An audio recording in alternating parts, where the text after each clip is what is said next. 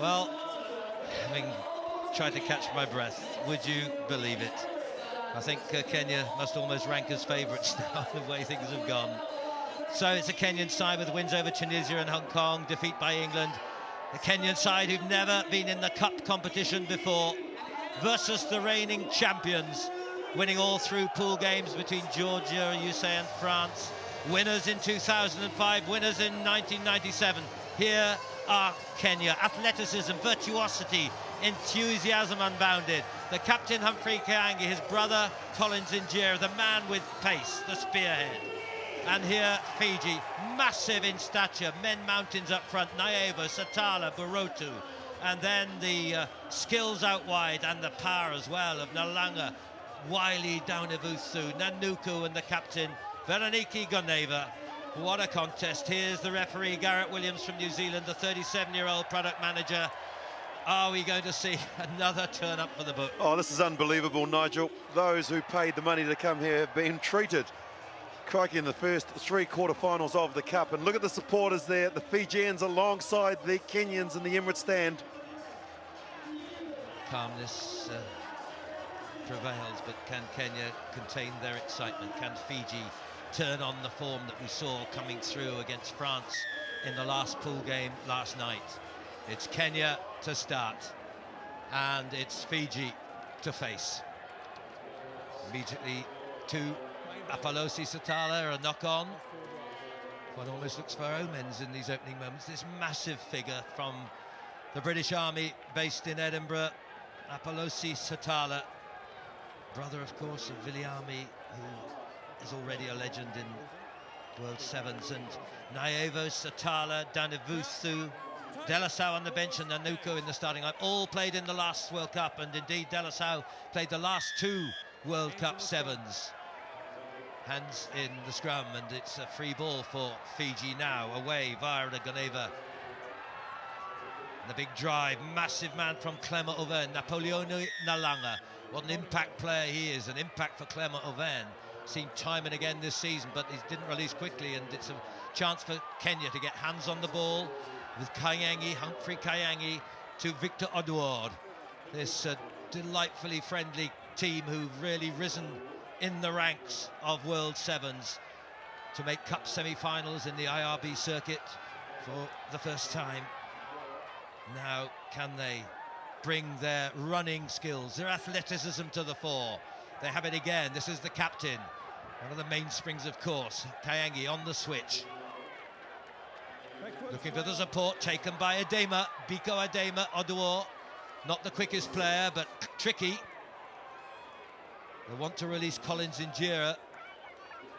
He's the man who can outflank most. Big tussle here. What a lovely flick, reverse pass. Adema again. Dumped. Fiji. So powerful, so physical. Penalty here. Off the feet. Sealing off. So it's Oduor. Quicker men out to this side. Kayangi first. He's having a little tilt himself up the middle. Tries to set the ball in. Went forward by an inch. 2.5 minutes they've controlled the ball. Kenya certainly not overawed in the way that the results have gone in the first three Cup quarterfinals. Let's just have a look at the angle here. Yeah, no doubt, good refereeing on position is Williamson. But Kenya not overawed, Nigel, and that's a good sign. They've stayed calm. They've learned so much in terms of discipline and in terms of defence, which has brought their game to the top levels. Fiji we know all about. How many times have we seen? But it's a loose ball, and there's a chance and a score for Lavin Asengo. Well deserved for Kenya. Lavin Asengo, the 25-year-old from the Mwamba club. Is this to be the start of something special again? In our notes we've put down here, brilliant at the pickup, and it doesn't get any sweeter than that. Very uncharacteristic of the Fijians there. Look at that. That is not easy, ladies and gentlemen, to pick it up like that. The ball there, and Kenya strike first. The man who's played the most tournaments in the IRB 7 circuit of all this lineup, Lavin Asengo, the 25-year-old. And that will calm the nerves yet more. They are vulnerable. We couldn't beat them, will be their cry. Fiji, though, Well, wait for the riposte, wait for the backlash that will come from the men in white. Men Mountain, we call them. Massive figures, 17.5 stone, 18 stone up front. And they've got an even bigger man on the bench, Vilimoni Delasau, as an impact player of some substance. Knock on, nerves maybe, Fiji here. Their handling normally impeccable. It's one of the characteristics that makes them stand out from the rest. He's one of the best too, Nanuku, the experienced 33-year-old, was here 4 years ago on Hong Kong. And look at the face of Ilasia Tanevulu. Early hours of the morning in Fiji. Bulla to all of you. I know you'll be around the television sets watching this game. Yeah, Bulla from me as well. It's Kenya's ball. And at the moment they lead 7 points to 0. The successful conversion. They come wide. Here's the pace man.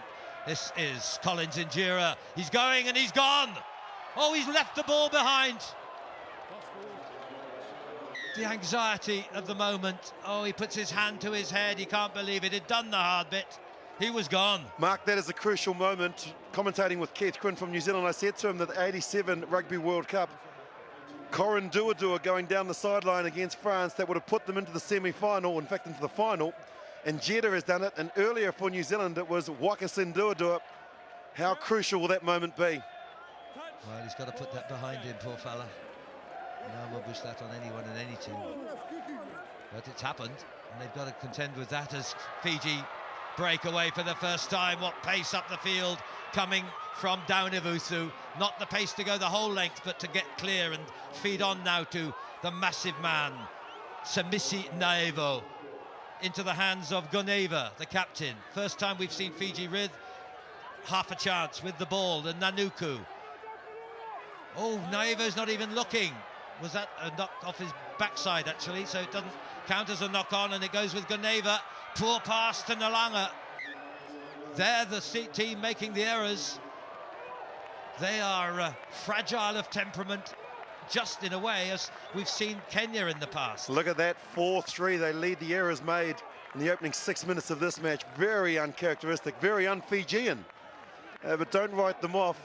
Never. Such a look at the crowds here from Kenya, the supporters, terrific crowd, sell out here. And just to remember, there are another 8 or 10 that are out the back watching the quarterfinals of the Cup for the women. Well, each of these quarterfinals I'm picturing as an Olympic final. Can you imagine? What a thrill.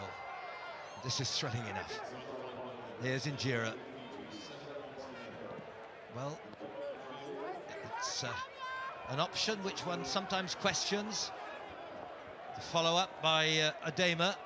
Daunivusu back there. They'll need to turn over the ball if it's going to be called a successful kick, but it did take the pressure off for the moment.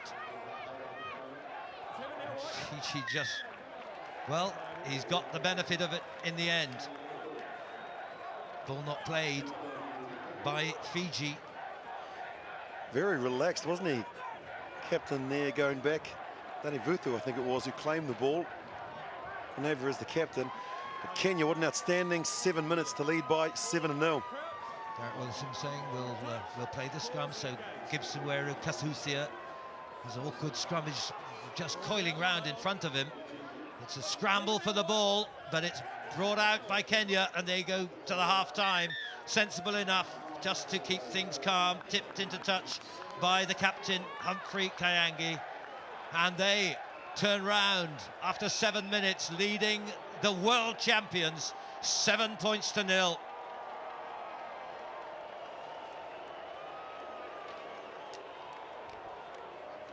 Well, it's breathless stuff. This is, I've never seen a sequence of games to surpass, and certainly in terms of upsets. The three of the 4 top fancied teams have gone out at the Cup quarter-final. There's one left to play. Look at that final stat, Nigel. Possession kicked. Fijians know that ball in hand wins them games.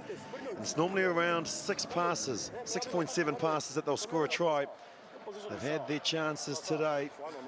And the Kenyans. Benjamin Ayemba. They've kicked well less than they used to. But Stay cool, take it easy. How can you? But it's a good advice.